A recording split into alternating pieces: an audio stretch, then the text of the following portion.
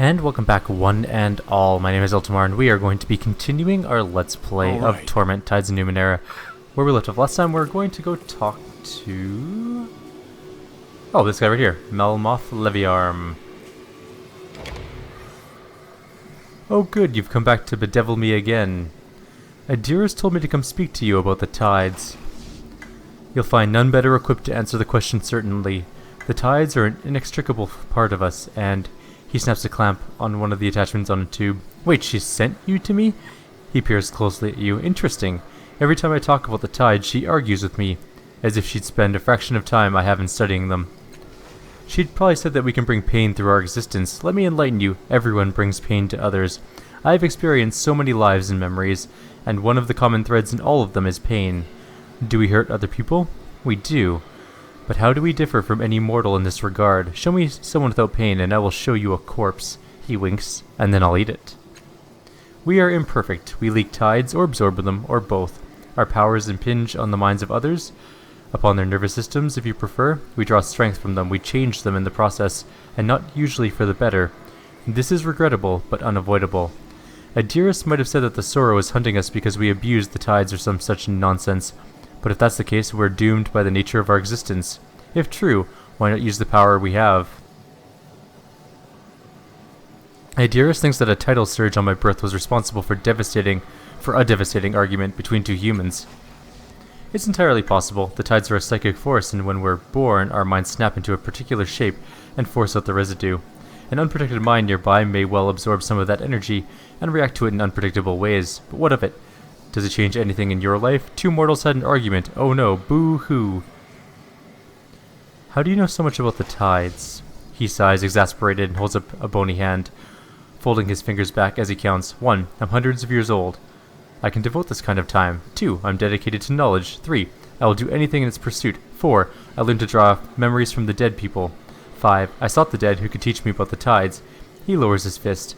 Follow that trail of thought. You'll find me at the end. That's how I know. And why do I do this, do you think? Let me tell you, since you clearly wanted to ask. It's because the changing man thought the tides were important. He uses the tides to shape us. Do you want to know more about how you were created? I did, and so I researched the tides. The reason for this is that I'm not an idiot, unlike so many of our siblings. Why do you think the sorrow pursues us? He waves a finger at you. I don't waste my time worrying about it. Like worrying about the death of the cosmos, it'll come sooner or later. You want supposition? Here's a list, because our mad creator, vengeance, sheer bloody-mindedness. Maybe it loves the tides, or loathes them. Could it be it hates what we're doing with the tides? But if you talk to Adiris, say, you'll find she never uses hers. I use mine all the time, yet the sorrow would destroy us both. He adjusts one of the tubes on his outfit. I worry more about the deaths of others, how I might gain some of their knowledge. Not about the first's dead vendetta, nor our creator's desire to kill us all, nor certainly not an unstoppable monster from the past. Why, or what did you mean when you said that the tides were an inextricable part of us? Do you think that you could come back from the dead because you were born lucky? Our bodies require tidal energy. Cuts off from that energy and we dissolve. It's the way we're structured, the way our sire created us. He invented a mental matrix and imposed it on the bodies he grew. I surmise that this matrix is what allows his consciousness to transfer, and what allows tidal energy to permeate our forms. Without it, he grins and pulls his hands apart. Sploosh! But we have the advantage of being able to draw on this power for our own uses. He constructed each of us along different lines, and because of that, the patterns that hold us are different. Is it any wonder that we should be able to channel this into tidal surges? What are the tides anyways? Where did they come from? You know that they're a psychic energy field. They pervade the greater Sagittarius protectorate, but the pockets of tidal activity are localized in the ninth world. That suggests that though they're a natural force, they're artificially induced. Civilizations have risen around their use. He frowns, and civilizations have fallen. He scratches his nose. Odd thing. I have sought to decipher the accounts of those times, but the creatures that made them are strange. The sorrow shows up, in images and sounds and spectra I can barely understand. He taps his head. That's why I sought a better method. You get the occasional disease, a strong mind that doesn't want to share its memories with you, but everyone wants to be remembered. Talk to the voices long enough. They'll realize you're their only true heir. I guess that's pretty much all I wanted to talk to him about. Why not? Alright, let's go talk to Adiris. Have you spoken with Melmoth then? What did he say? He said that the tides are within us all, and that we should use our powers as necessary. She laughs. I imagine he called me a fool and worse. He has done more research into the tides than anyone else here in Milavest. Tell me, did he say anything else?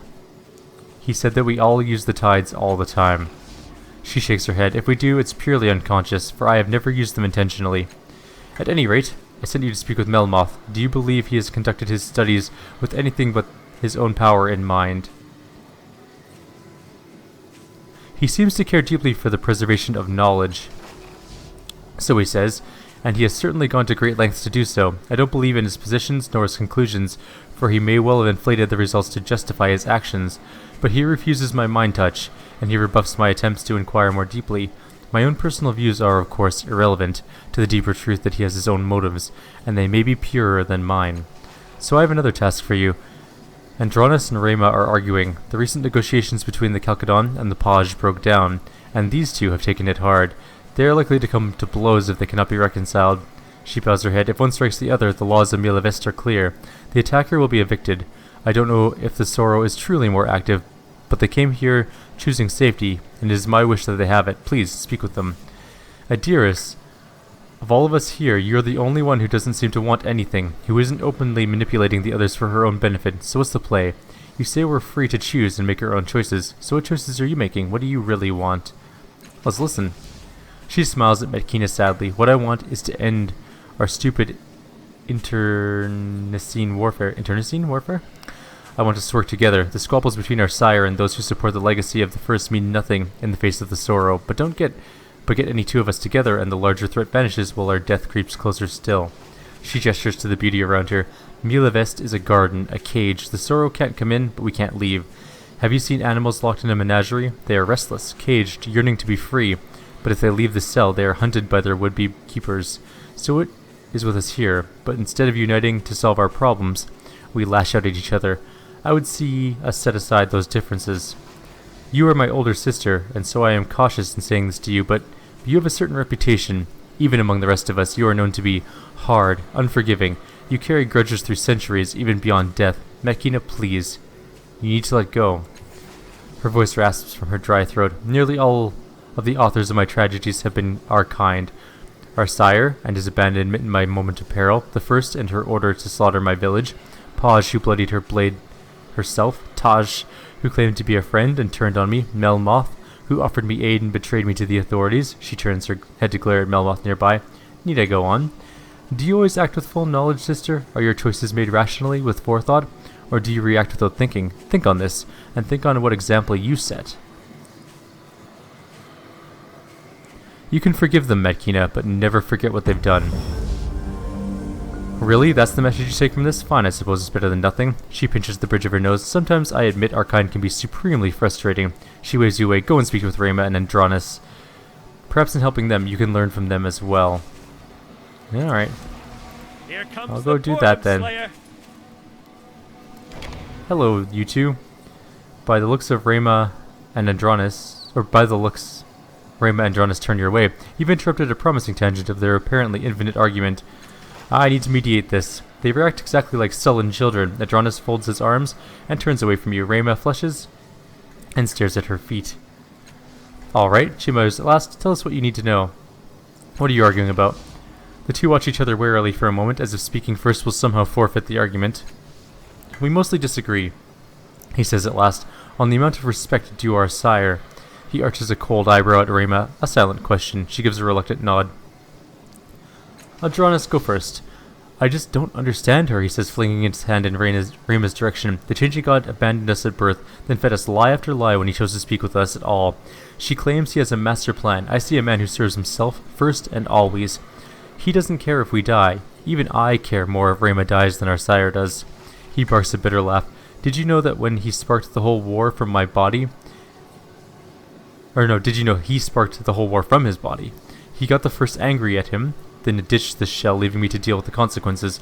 Good thing the first knows the difference between the face and the mind. He rubs his eyes. But Rema, look. I know how she feels. The Sorrow is hunting all of us. It's nice to think that the changing god has a plan to protect us. It's just not true. I know. He glares at Rema, then back at you. Damn it, he says, turning away. After a moment, you see why. There are tears in his eyes. None of us want to kill each other. You see that, right? His eyes harden. But if I have to choose between someone brave enough to stand against our father and her, I'd drop her and mourn later. Let's hear your side, Rima. It's simple, brother. The endless battle is a test, and Andronis' side has been failing it for centuries. Our creator managed to annoy the first enough that she stormed off in a huff. He even did it in Andronis' body. You'd think that this big oaf of all people would understand what our sire was thinking. She shakes her head, laughing. The fact of the matter is our father created the sanctuary for us, to protect us from the sorrow. But hiding isn't a strategy. Eventually we'll have to take the battle to it. The gleam in her eyes is a banked fire. And when that time comes, our father wants an army who will follow his orders without question. He allowed the first to spread her doubts, and the traitors among us have flocked to her side. She tosses Andronis a scornful look. Even so, I am sure it hurt our father to discover that so many of his children mistrusted him, she says, lowering her eyes. Imagine how that feels, knowing that you'd have to kill some of your children to save the rest. And that's it, she says with an elegant shrug. Simple, like I said. Andronis simply can't accept that his grand rebellion is all part of father's plan. Can't accept that we owe our existence and the ongoing survival to him. She sneers at Andronis. If you hate his sanctuary so much, why not leave? Before I make my decision, what sort of solution would satisfy you both? Neither of them speak for a moment. Their faces are identical sculptures of surprise. I don't know, he says, glancing at Rima. Nothing you could say would make us take each other's side. And with apologies to Adiris, I don't want to get along with Rima. I've hated her for too long, no offense. Her lip quirks. Honesty doesn't offend me. She looks over at you. And we need a decision. You can't please both of us. Our points of view aren't ever going to line up. Alright, I'll resolve this thing.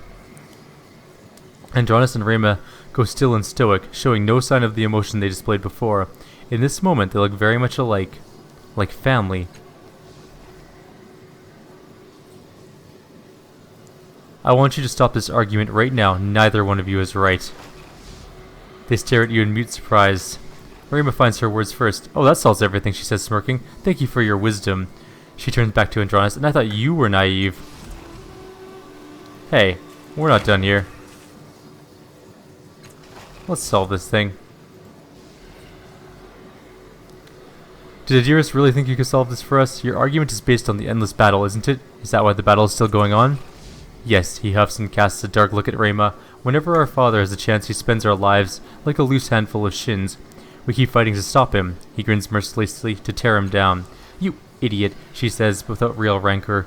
Our father never makes a move without knowing he's going to win. We're stronger than you, and we have the right on our side. You're going to lose this war down to the last soldier, then you'll see I'm right. Let's try this again. Oh, they're not going to let us join in. I'll handle it. Not our problem. Anymore, apparently. Have you helped Rima and Andronis come to a conclusion yet? Ask them to stop argument. I don't think they listened. Small wonder, given their relative age and known powers compared to yours. I doubt they'd have given your words much credence, yet you'd offer them a choice, and that is important. To be free to choose is a part of life in Milavest. We must make our own choices, just as we own our own responsibilities for and the outcomes of those choices. Before I can allow you to alter the course of a brother's life, I would hear your opinion on something which touches the lives of all our kind. You have no doubt heard of the endless battle, but what do you know about it? Why do they fight, and who is right? She bows her head slightly. If perchance you have only heard a little about the conflict, you may wish to speak to your brethren before answering. What's the point?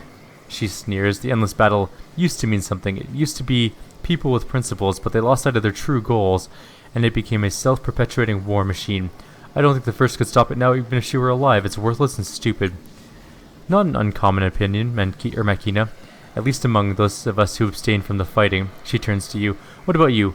Have you an opinion as strong, or do you wish to gather more information before giving an answer? I'll give you my opinion. Very well. What do you believe the point of the endless battle is?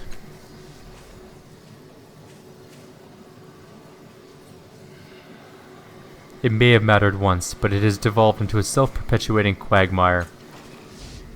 Yet the war has raged for hundreds of years. Surely those who fight believe in something besides might and coin.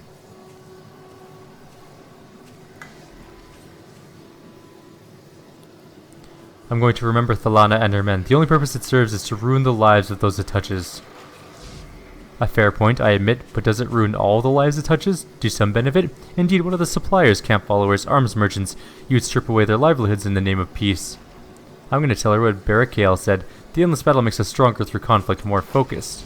She frowns. I would then argue that our kind has become weaker over time, wasting our energies on a fruitless battle when we could be fighting the Sorrow. What say you to that? There is merit in changing your opinions when presented with rebuttal. Only be certain that in doing so you do not abandon the truth. She spreads her hands in conciliation. But you must forgive me. The point of this exercise is not to frustrate you, rather something else entirely. She clasps her hands together. So why do you think I have asked you this? No.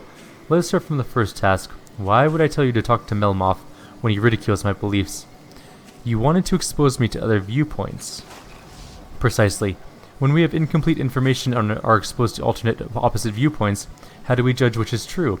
We must reach a conclusion at some point, but unless those conclusions are backed with incontrovertible evidence, you must never imagine that you have sole grasp on the truth. And what do you imagine I intended when I asked you to intervene with Rema and Andronus?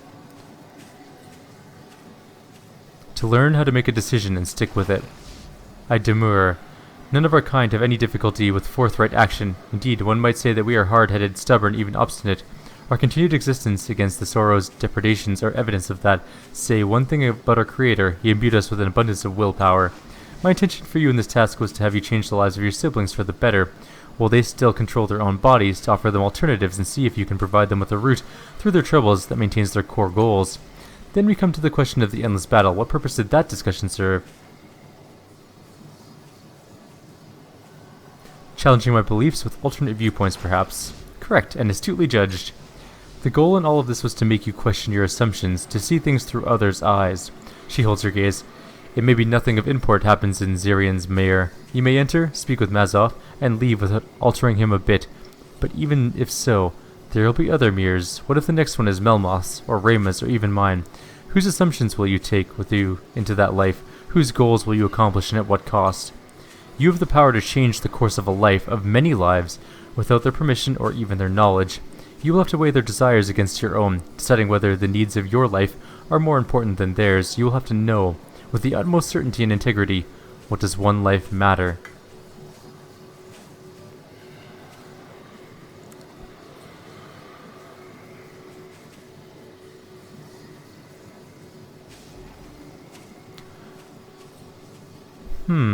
One life doesn't matter. It's an infinitesimal spark against the timeline of our cosmos. She frowns slightly, a sad answer if you truly believe it, but I cannot disagree with you when I do not know the truth myself. From within her robe she produces a small, clean box. A stylized version of the Changing God sigil is emblazoned across the top of it. This is the mirrorcaster of a cast-off named Zirian. One brother looked into it once and reported seeing Zirian in the fields of Ossifagin, and later speaking with Mazov. I highly recommend you take care of any unfinished business before you enter the mirror. You can change the past after all. Anything might happen. Let me know when you are ready. I'm not quite ready yet. I actually need to go back. Can we go back? Yes. I need to go back and grab something in one of the earlier areas. There is an item we need to obtain for an achievement. It's back in this tomb area. If you're sure it's safe. Which is actually a really quick travel for us. We're going to go to a location we already know, and we are going to go to... which one was it?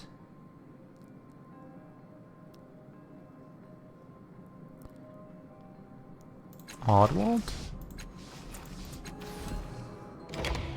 I need his mirrorcaster. It's important. Yes, perfect. That's exactly the one we want.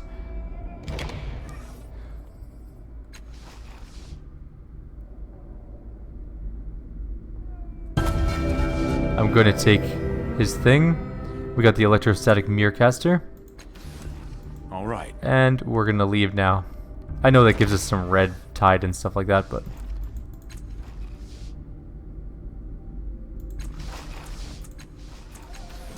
it's important that we grab this. All right. We won't be doing it right away because it's all of the mirrorcasters require quite a bit of time.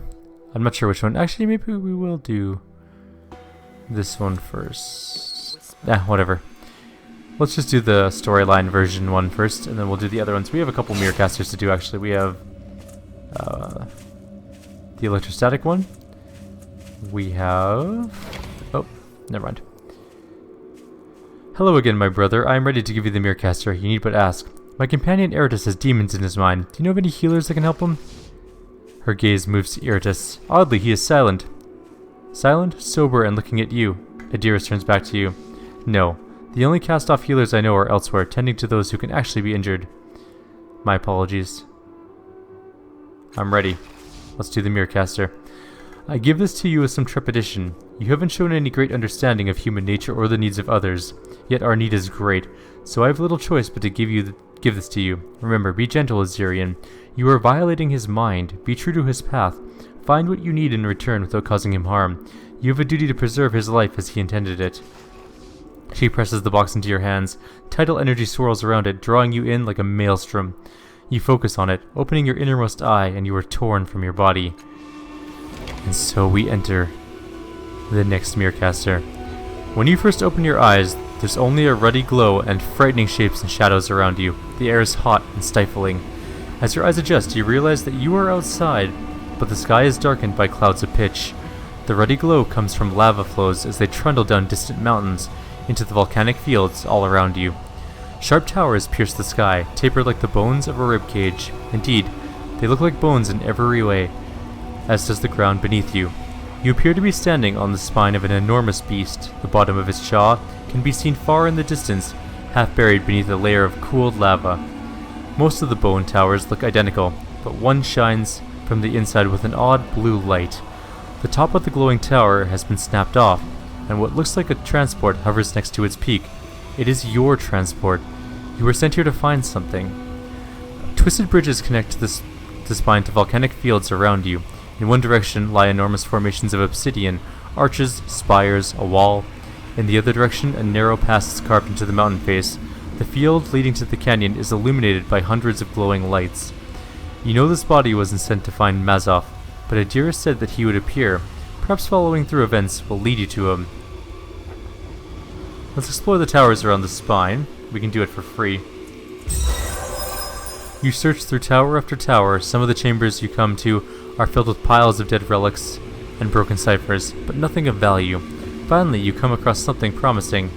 You find a staff made of some prior world metal. It's cool to the touch and unusual, given the extreme temperature of the air itself and the burn marks blacken one end. Very likely this was used as a weapon. It may work again, but probably only once. You take the staff with you. I'm going to try and remember who I am and how I can find Mazov. You are in the body of Zirian Daywalker, a jack who can speak with the dead. Indeed, now that you remember that, you can feel the dead all around you. You can hear them. It takes little effort to know the stories of those who died here. You may even be able to imbue some of your life force into their corpses. Zirian is wearing a black form-fitting suit that keeps off the worst of the heat. He carries a whip and various necromantic ornaments. Zirian was on a task for someone called the Chimera. He was sent here to find some sort of sphere. Nemesis. The sphere is an artifact called the Erlimnion. The Chimera would be quite upset if Zirian returned without it. Perhaps Zirian's mission will aid you on your own. Let's go to the obsidian formations. Crossing the volcanic plains, you arrive at the obsidian formations. Massive structures of cooled, shining rock leap from the ground, curling into impossible shapes.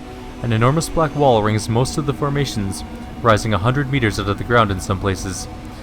The obsidian formations are dark, quiet, and desolate. A hot wind blows from magma flows further off, but here nothing flows and nothing lives. In the distance you can see the spine and bone towers, and in the other direction the plains stop at a sheer cliff face with a mountain pass carved between. Let's explore the area. As you search for anything remotely interesting, but the place is barren. When you're about to leave, an orange glow reflects off the rocks ahead. An enormous paw steps in your path, and the rest of the creature emerges. It's like a pillar of light with claws. 100 faces twist in its body, emerging, howling, and then melting back into the curling fire. The creature is easily 3 meters wide, and at least twice as tall. The word Gimorn bubbles in your mind. Let's use the staff. You aim the chart into the staff at the center of the Gimorn and press the button on the sides. Thunderclaps in the air and a scalding beam of light strikes one of the Gimorn's faces. The Gimorn howls in pain. Its rage wasn't directed at you before, but it is now. It charges at you. You try to fire the staff again, but nothing happens. The staff is useless. I'm gonna attack. Okay, I'm gonna run away. Run to the mountain pass. The Gamoran lets out a piercing cry. It stays right on your tail the entire way, forcing you to sprint, gasping for breath in the hot air. You can feel the Gamoran's rage like a hand pressing against your back. It presses harder, squeezing your mind. The Gamoran's howl makes the ground tremble. Suddenly, the pressure releases and the air turns burning cold. You risk a glance behind you and realize that you are in the center of the plains leading to the mountain pass, surrounded by fire wights. The Gamoran grabs wights one at a time, tearing them in two and tossing them aside. The wights rush forward together to defend themselves against the horrible beast. In their anger, you are forgotten and ignored. Let's use our connection to the dead to learn more. You see a group of people in tattered clothing march to the pass and out of these fields. They are terrified, having lost many of their number to the wights. You see two figures riding a small flying platform, almost like a shield. Suddenly the platform teeters and the figures fall. You can see the spot where the shield fell, and though the bodies are no longer there, you can feel their presence very strongly. And there, a short distance away, you can see where one of the figures dropped what looks like a copper sphere. The copper sphere must be what you were sent here to find. Let's go get this sphere. With the wights' attention focused exclusively on the dangerous Gamoran, it's easy for you to slip in and grab the sphere. None of the creatures notice you at all. How about the shield? The wights don't bother you as you try and pry the shield from the ground, but after a few moments of tugging and digging, you realize it's impossible. The rock is cooled and melted and cooled again several times around the device. It's not going anywhere.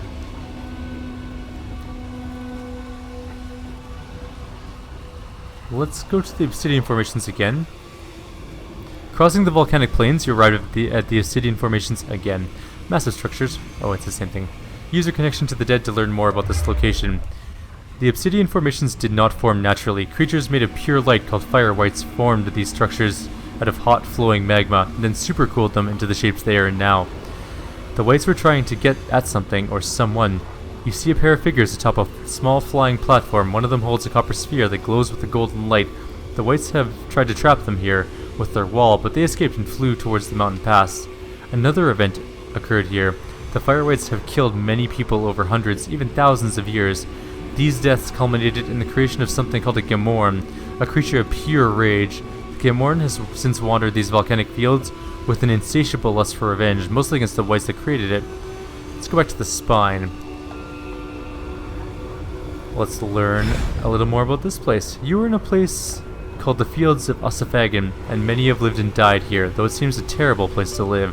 Scavengers from Sage's Cliffs have been through here in recent centuries, seeking treasures of the past. Before that, it was mutants fleeing revolution after bloody revolution in a place called Haref.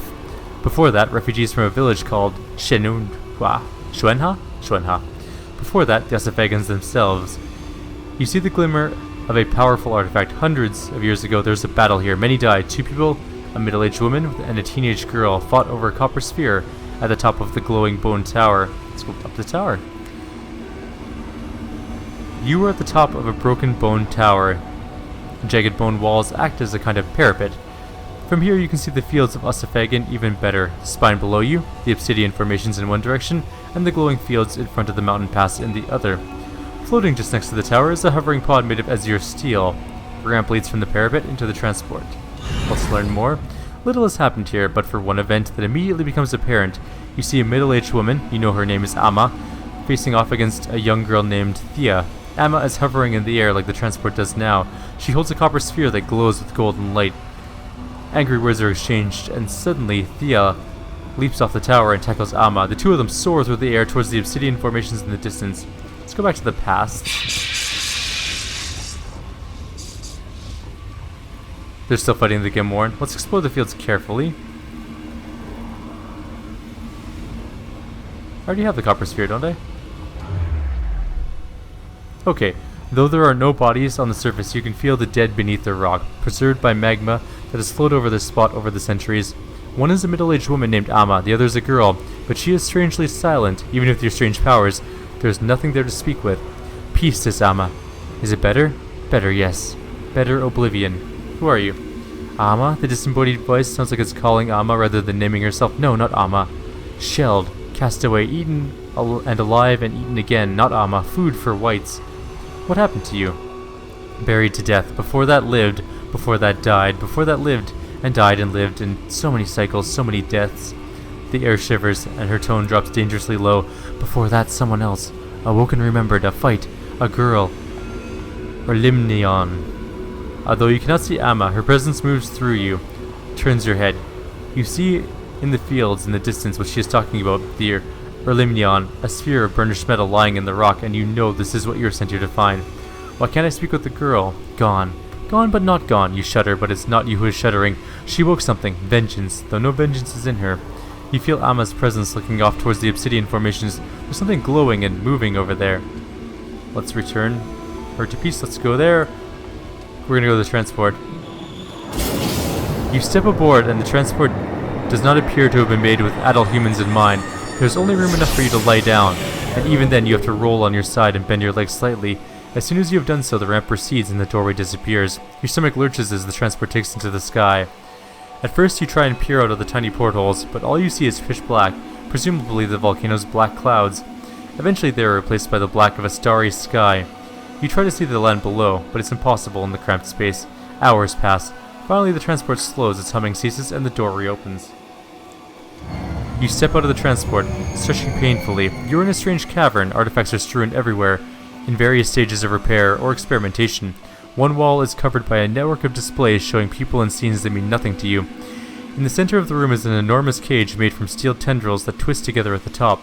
The cage glows for a moment and a figure walks out. He wears a thick cloak, but his face is most strange. It shifts and blurs, changing his features constantly. You get the impression that you are seeing a person, but you can't define what that person looks like at all. His name comes to your mind immediately, the Chimera. Took you long enough. The Chimera's voice is metallic and artificial, shifting as often as the features of his face. His expressions slide and change, but all of them are frowning as he reaches forward and takes the sphere from you. With your unique gifts, I thought finding a dead relic would come easier. The Chimera sets the Erlimnion on a nearby table with a clunk. He immediately picks up a variety of scanning tools, one after the other, probing the Erlimnion and its secrets. He seems to have forgotten about you. You look around the cavern, but there are no entrances or exits, nowhere this Mazov could be, except for the cage. I'm going to ask where Mazov is. We get an immediate 100%. Mazov? The Chimera's altering voice slips from baritone to falsetto in a rapid series of notes. A dozen different eyes narrow with suspicion. I'm not sure that Tinkerer could tell you anything useful, but I can think of no reason to deny you. Ugh, I can talk. The Chimera turns and slides a hand along one of the metal tendrils. Although no discernible interface appears, he presses his finger to the metal twice, and the cage begins to glow. The Chimera turns his attention back to the sphere, indicating you should enter the cage with a dismissive wave. Two of the metal tendrils become a kind of doorway. On the other side, Mazov squats on some sandy alien shore. Stars twinkle in the sky behind him, but they are no stars you recognize. He picks up his head, as though he heard something, then he turns around to face you. One of his eye sockets is artificial, alternately projecting a human eye, a snake's eye, and something even more alien in the time he looks you over.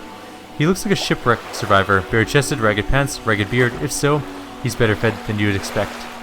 Zirian, he says, his human eyes squinting in the light. What the hell's do you want? He peers forward as though trying to see into the cavern.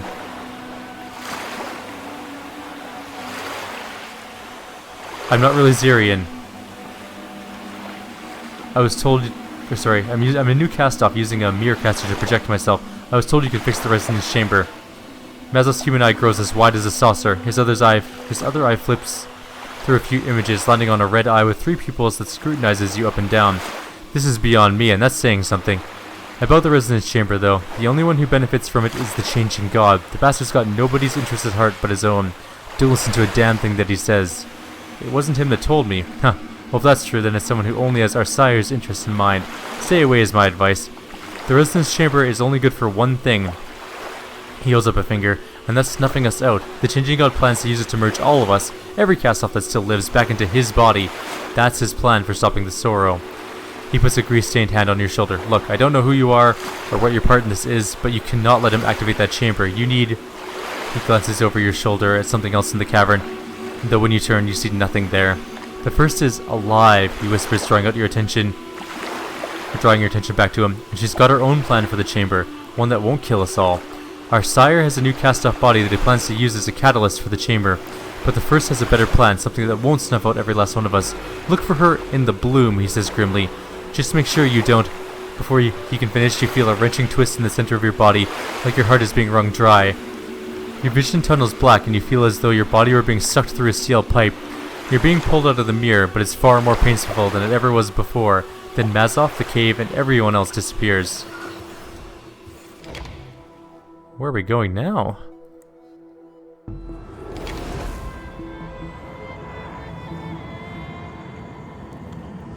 Where are we?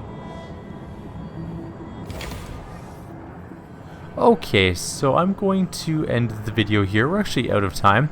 We will be continuing on immediately, getting another video done tonight, of course. Like always, if you have any suggestions or comments, please leave them below. Otherwise, I'll see you guys next time. Take care.